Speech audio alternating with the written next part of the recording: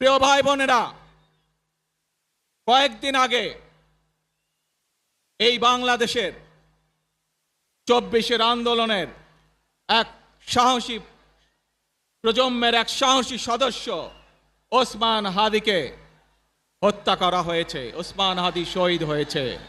প্রিয় ভাই বোনেরা, ওসমান হাদি চেয়েছিল এই দেশের মানুষের জন্য গণতন্ত্র প্রতিষ্ঠিত হোক, এই দেশের মানুষের গণতান্ত্রিক অধিকার প্রতিষ্ঠিত হোক, এই দেশের মানুষ তাদের গণতান্ত্রিক এবং অর্থনৈতিক অধিকার ফিরে পাক।